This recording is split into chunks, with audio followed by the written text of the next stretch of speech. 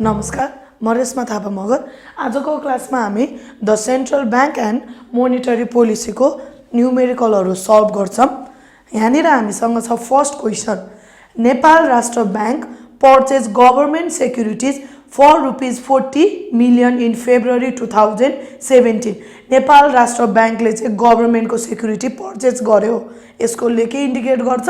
Injection गर्यो हैन। यहाँनिर मनी सप्लाईमा चाहिँ उसले कति रुपियाँ इन्जेक्ट गरेको छ? 40 मिलियन। अब यसलाई गिभन लेख्दा injection by Nepal Rastra bank delta R, हामीले इन्जेक्सनलाई केले डिनोट गर्छौँ? डेल्टा आरले। डेल्टा आर दियो हामीलाई ₹40 million. The required reserve ratio is 8%. Required reserve ratio भनेको हामीले REQ ले डिनोट गर्छौँ। Required reserve ratio यसलाई हामीले डिनोट गर्दा REQ ले डिनोट गर्छौँ। यो छ हामीसँग 8%। अब यसले के इन्डिकेट गर्छ? रिजर्भ चाहिँ 8% राख्नै पर्छ भनेर। अब ए नम्बरमा सोध्यो, what is the total demand deposit created by the injection of ₹40 million in the banking system? Total demand deposit चाहिँ कतिले क्रिएट हुन्छ यदि 40 मिलियन चाहिँ के गर्यो? मार्केटमा इन्जेक्ट गर्यो भने यसको फर्मुला के हुन्छ? Simple, delta R upon R E Q. हामीलाई ए नम्बरमा के सोध्यो? Total demand deposit created by injection equals to delta R upon के गर्छौँ? आरइक्यू। अब यो यसलाई चाहिँ केले डिनोट गर्यो? डेल्टा टिडिडी हैन। टोटल डिमान्ड डिपोजिट चाहिँ कतिले इन्क्रिज भयो भन्यो भने डेल्टा टिडिडी भनेको डेल्टा आर अपन के गर्छौँ? आरइक्यू। हामीलाई डेल्टा आर क्वेसनले दिएको छ 400 डिभाइड बाई आरइक्यू छ 0.08। यो गर्दा फेरि रुपीस कति आयो? 500 मिलियन। यो भनेको डिमान्ड डिपोजिट चाहिँ 40 मिलियन चाहिँ इन्जेक्ट गर्दा हैन, न्यू रिजर्भ चाहिँ 40 मिलियन इन्जेक्ट गर्दा डिमान्ड डिपोजिट कतिले बढ्ने भयो? 500 मिलियनले। बीमा सोध्यो, what is the money multiplier? Money multiplier कति हो सोध्यो। अब यहाँनिर एक्सेस रिजर्भको कुरा पनि छैन र क्यास होल्डिङको कुरा पनि छैन। यस्तो केसमा हामीलाई मनी मल्टिप्लायरको फर्मुला सिम्पल 1 अपन आरइक्यू हुन्छ हैन।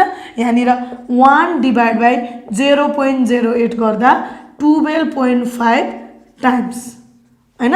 यो भनेको के आयो? Money multiplier 12.5 times. यदि अघि यो फर्मुला एक्जाममा बिर्सिहाल्यो भने के गर्न सकिन्छ भने ₹1 रिजर्भ इन्जेक्ट गर्दा हाम्रो डिमान्ड डिपोजिट 12.5 ले बढ्छ भने 40 मिलियन इन्जेक्ट गर्दा कति हुने भयो? 40 × 12.5 गर्दा यही कति आउँछ? 500 मिलियन। त्यसरी सल्भ गर्दा पनि एउटै एन्सर आउँछ। सी नम्बरमा, what will be the new level of M1? M1 चाहिँ कति छ? If the present level of M1 is ₹2400 billion. अब हामीले अघि के निकालेछौँ?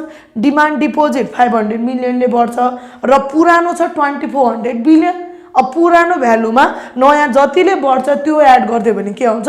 न्यू लेभल आउँछ। अब सी नम्बरमा गर्दा प्रेजेन्ट लेभल अफ M1, हामीलाई प्रेजेन्ट लेभल अफ M1 कति दियो? 2400 बिलियन दियो। अनि हामीलाई सोध्यो न्यू लेभल अफ M1, यो भनेको प्रेजेन्ट लेभल प्लस डेल्टा टिडिडी। यहाँ हामीसँग छ प्रेजेन्ट लेभल 2400 बिलियन र हामीले डेल्टा टिडिडी कति निकालेछौँ?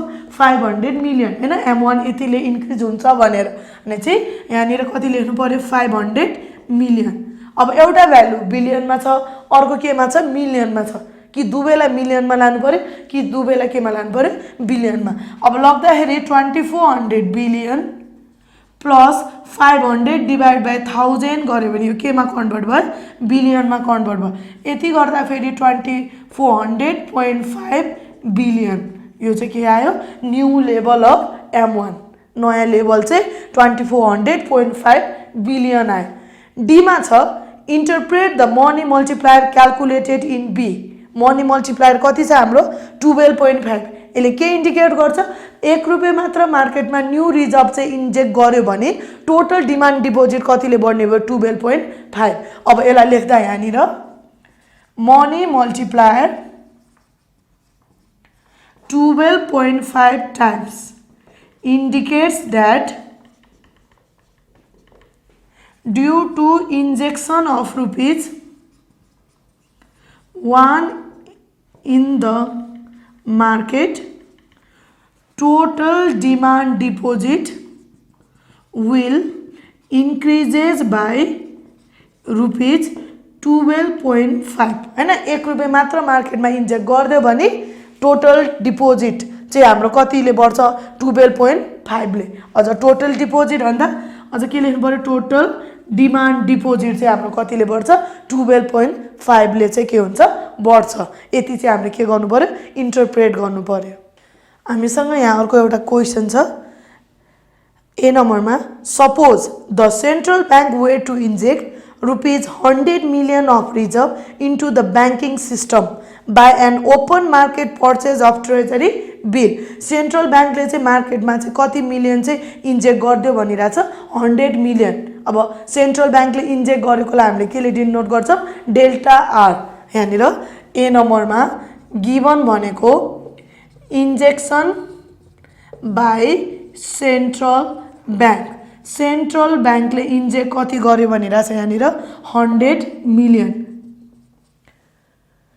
If the required reserve ratio भनेको हामीलाई के दियो आरइक्यू यहाँनिर रिक्वायर्ड रिजर्भ रेशियो आरइक्यू भनेको कति छ हामीसँग 10 टाइम्स आरइक्यू चाहिँ कति दियो हामीलाई 10 टाइम्स भन्दा नि 10 के दिएको रहेछ पर्सेन्टेज यसले के इन्डिकेट गर्छ रिजर्भ चाहिँ 10% राख्नुपर्छ भनेर अब सोधे चाहिँ के क्याल्कुलेट द मनी मल्टिप्लायर अब क्वेशनले के गरेको छैन क्याश होल्ड पनि दिएको छैन र एक्सेस रिजर्भ पनि दिएको छैन यस्तो केसमा सिधै मनी मल्टिप्लायरको फर्मुला हामी के राख्छौं मनी मल्टिप्लायर भनेको 1 अपन के गर्छौं आरइक्यू इक्वल्स टु 1 डिवाइड बाइ आरइक्यू भनेको 10% भनेको 0.10 गर्दा यो कति आयो 10 टाइम्स अब यसले के इन्डिकेट गर्छ 1 रुपैयाँ मात्र नयाँ रिजर्भ चाहिँ मार्केटमा इन्जेक्ट गर्दा टोटल डिमान्ड डिपोजिट 10 टाइम्सले बढ्छ अथवा रुपीस 10 ले बढ्छ त्यो इन्डिकेट गर्छ अब यसले कन्टिन्यू के सोध्यो हामीलाई and the maximum increase in M1 that the new reserve would generate हैन हामीले रिजर्भमा कति राखेको छौं 100 मिलियन न्यू रिजर्भ 1 रुपैयाँले 10 बढ्छ डिमान्ड डिपोजिट भने हाम्रो 100 मिलियनले कति बढ्ने भयो 100 इन्टु के गर्नु पर्यो हामीले 1000 अब यसलाई लेख्दा पनि यहाँनिर maximum increase in M1 that the new reserve will generate अब यसको फर्मुला हामीसँग के हुन्छ डेल्टा आर इन्टु आरइक्यू 1 रुपैयाँले चाहिँ 10 रुपैयाँ बनाउँछ भने 100 मिलियनले कति बनाउने भयो 1000 मिलियन यो जस्ट के गर्ने मल्टिप्लाई गर्ने अब कन्टिन्यू बी मा के सोध्यो in a assume that bank hold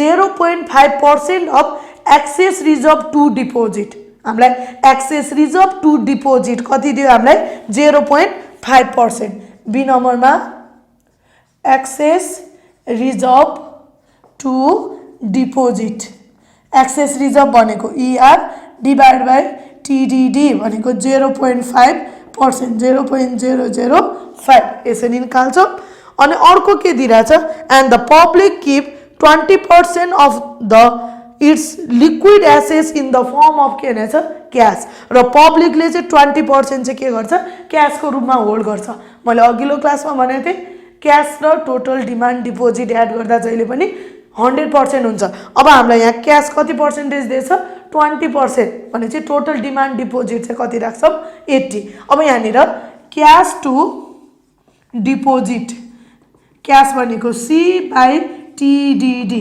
cash कति होल्ड गरेछ 20 डिवाइड बाइ डिमान्ड डिपोजिट कति हुने भयो 80 दुईटा जोड्दा जहिले पनि कति हुन्छ 100 त्यही भएर 20 चाहिँ क्याश भएपछि डिमान्ड डिपोजिट चाहिँ कति राख्छौं हामीले 80 राख्छौं 20/80 गर्दा हाम्रो कति आयो 0.25 यो आयो हाम्रो क्याश टु डिमान्ड डिपोजिट अनि क्वेसनले के सोध्यो calculate the money multiplier under this condition र यो कन्डिसन राखेर चाहिँ मनी मल्टिप्लायर कति हुन्छ सोध्यो यहाँनिर अब अघि जस्तो मनी मल्टिप्लायर 1/REQ गर्न पाउँदैन किनभने हामीलाई एक्सेस रिजर्भ र के दिइरहेछ क्याश होल्डिङ दिइरहेछ त्यही भएर अब फर्मुला लाउँदा 1 + C/TDD upon REQ + C/TDD + ER/ के गर्छौं TDD 1 + C/TDD हामीले निकाल्यौं 0.25 डिभाइड बाइ REQ क्वेसनले कति दिइराछ हामीलाई 0.10 + C/TDD 0.25 + ER/TDD भने 0.005 यति गर्दा फेरि हाम्रो यो कति आउँछ money multiply 3.52 times cash holding बढी भयो एक्सेस रिजर्भ बढी भयो भने मनी चाहिँ के हुन्छ हुँदैन मार्केटमा राम्रोसँग रिइन्भेस्ट हुँदैन जसले गर्दा हाम्रो मनी मल्टिप्लायर चाहिँ के भएको छ ए को भन्दा बी मा चाहिँ घटेको छ अब सी मा सोध्यो why the money multiplier calculated in a is so longer than that of calculate in B के को कारणले चाहिँ ए को भन्दा बी को चाहिँ मनी मल्टिप्लायर कम आयो भन्दा के लेख्नु पर्यो due to cash holding and excess reserve के भयो money multiplier of part A is greater than money multiplier of part C यति चाहिँ के गर्नु पर्यो लेखिदिनु पर्यो डिस्क्राइब गरेर हामीसँग अर्को एउटा क्वेसन छ banking system has total deposit of ₹500 billion ब्याङ्कसँग चाहिँ कति कलेक्सन छ अरे टोटल डिपोजिट 500 बिलियन यसलाई गिभन लेख्दा टोटल डिपोजिट यसलाई हामी डी ले डिनोट गर्छौं ब्याङ्कसँग कति छ 500 बिलियन त्यो पछि the present required reserve ratio र अहिलेको चाहिँ आरइक्यू रिजर्भ रेशियो चाहिँ कति पर्सेन्ट छ अरे 5% प्रेजेन्ट रिक्वायर्ड रिजर्भ रेशियो आरइक्यू हाम्रो आरइक्यू कति पर्सेन्टेज छ 5%. Central Bank announced the new monetary policy on July 16 and increases reserve ratio by 2%. हाम्रो चाहिँ रिजर्भ रेशियो जुन 5% थियो त्यो चाहिँ अब कति पर्सेन्टले इन्क्रिज गर्ने भन्यो 2% ले. अब हाम्रो न्यू रिक्वायर्ड रिजर्भ रेशियो आरइक्यू भनेको 5% थियो अब कतिले इन्क्रिज भयो 2% ले भन्छ हाम्रो न्यू रिजर्भ रेशियो कति भयो 7%. त्यो पछि भन्यो ए नम्बरमा calculate the required reserve before increasing the reserve ratio हामीलाई चाहिँ रिक्वायर्ड रिजर्भ कति छ भनेर सोध्यो बिफोर इन्क्रिजिङ भने चाहिँ आरइक्यू कति पर्सेन्ट राख्नु पर्यो 5%. यहाँनिर required reserve before increasing the reserve ratio यसको फर्मुला के हुन्छ डिपोजिट इन्टु आरइक्यू 500 बिलियन चाहिँ के छ डिपोजिट छ र बिफोर भने भएर कति पर्सेन्टेज राख्छौँ 5%. यो गर्दा फेरि 25 बिलियन चाहिँ ब्याङ्कले आफूले के राख्नुपर्ने हुन्छ रिजर्भ राख्नुपर्ने हुन्छ. अब बी नम्बरमा required reserve after increasing the reserve ratio यो भनेको डी इन्टु आरइक्यू नै युज गर्छौं फर्मुला. अब डिपोजिट थियो 500 बिलियन इन्टु आरइक्यू 5 बाट कति पर्सेन्टमा चेन्ज भइसक्यो 7% मा भन्छ यो कति आउँछ हामीलाई 35 बिलियन. पहिला हाम्रो रिजर्भ कति थियो 25 बिलियन थियो अब त्यसलाई इन्क्रिज गरेर कति बनाउनु पर्यो 35 बिलियन भन्छ हामीलाई कति बिलियन चाहिँ कम भइराछ पैसा 10 बिलियन. अब सी नम्बरमा त्यही सोधेछ calculate the short of reserve कति भयो after announcing the new monetary policy. Short of reserve after announcing the new monetary policy. अब यो गर्दा फेरि 35 बिलियन चाहिने भयो। पहिला कति थियो हाम्रो 25 बिलियन भने हामीलाई कति रुपियाँ चाहिँ पुगेन 10 बिलियन चाहिँ हामीले के गर्नु पर्यो हाम्रो रिजर्भ चाहिँ बढाइदिनु पर्यो। अब डी नम्बरमा calculate the money multiplier after announcing the new monetary policy. New monetary policy announce गरेपछि हाम्रो मनी मल्टिप्लायर कति हुन्छ सोध्यो। Money multiplier equals to 1 upon के गर्छौं आरइक्यू। आफ्टर एनाउन्सिङ भने चाहिँ हामी कुन युज गर्छौं 0.07। बिफोर को भने अब 0.05 5% युज गर्थ्यौं। अब 7% भएको भएर 0.07 यो गर्दा फेरि आयो हाम्रो 14.29 टाइम्स। यसले के इन्डिकेट गर्छ 1 रुपैयाँ मात्र रिजर्भ गर्यो भने 14.29 ले चाहिँ डिमान्ड डिपोजिट बढ्छ भन्ने भयो। तर यो केसमा हामीलाई के छ सर्ट अफ रिजर्भ। अब सर्ट अफ रिजर्भ छ भने क्वेशनले के सोध्छ कन्ट्र्याक्सन। यहाँ ई नम्बरमा calculate the amount of the possible contraction in money supply in the banking system. Possible contraction कति छ भन्दा हामीलाई 10 बिलियन इन्टु के गर्नु पर्यो मनी मल्टिप्लाई। अब यहाँनिर ई नम्बरमा maximum contraction in money supply यो भनेको हामी के गर्छौं सर्ट अफ रिजर्भ यो पैसा नपुगेको इन्टु के गर्नु छ मनी मल्टिप्लायर। अब यहाँ सर्ट अफ रिजर्भ हामीले निकाल्यौं 10 बिलियन इन्टु मनी मल्टिप्लायर भनेको 14.29 यो गर्दा फेरि रुपीस 142.9 बिलियन चाहिँ के गर्नु पर्यो पैसा कन्ट्र्याक्सन गर्नु पर्यो। यदि यहाँनिर एक्सेस रिजर्भ आएको भए maximum increase in money supply हुन्थ्यो। अब यहाँनिर सर्ट अफ रिजर्भ भएको भएर चाहिँ मैक्सिमम के भनेर सोध्छ कन्ट्र्याक्सन भनेर सोध्छ। आजको क्लास यति नै, धन्यवाद।